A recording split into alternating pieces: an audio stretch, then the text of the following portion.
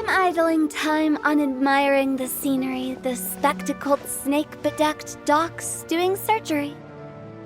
Hello, you busy bees, and what do you have to discuss with the funeral director today? Actually, don't tell me. Let me guess.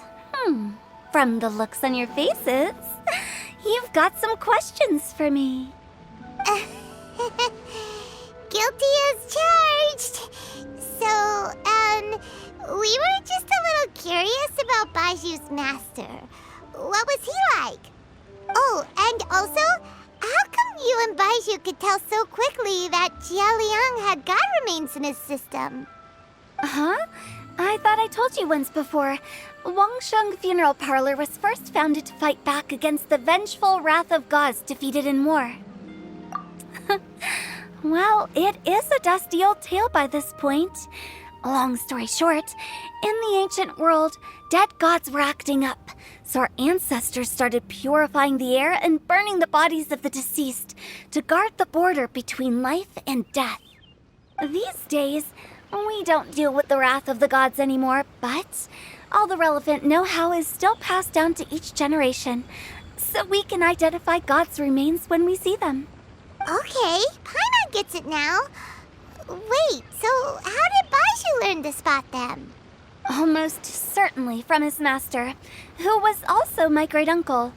Baizhu's master was my grandpa's younger brother, a former deputy director of Wangsheng Funeral Parlor.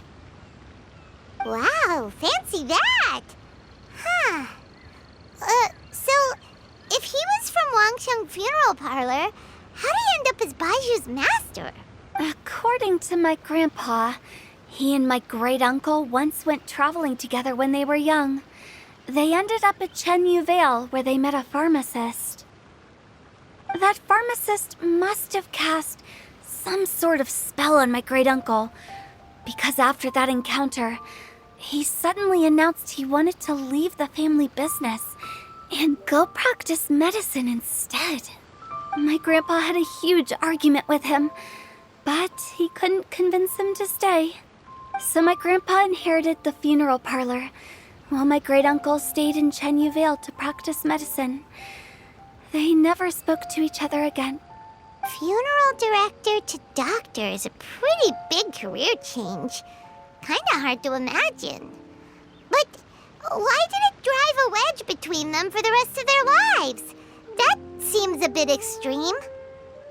If he had just become a regular doctor, there would have been no issue. After all, the Wangsheng Funeral Parlor wasn't unlike a regular doctor's clinic in the early days. But according to my grandpa, the pharmacist they met had a very ominous aura about him. And on top of that, the kind of medicine practiced in the Chenyu Vale tradition goes against the natural order of things. In what way? Don't know. My grandpa didn't know the specifics, and you've seen how wary Baizhu is around me. He'd never tell me anything.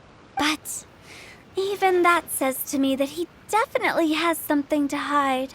One thing I do know about Baizhu is that he's obsessed with the idea of immortality. But whether that has anything to do with what he's hiding is hard to say.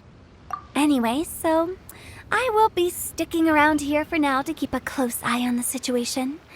Maybe tomorrow I'll finally figure out what he's up to. After all that, it seems like we have more questions than answers. Oh, while you're here, have either of you seen Chi-Chi around? It's not every day I get to infiltrate Baizhu's lair, but alas, I didn't catch a single glimpse of her anywhere. Aha!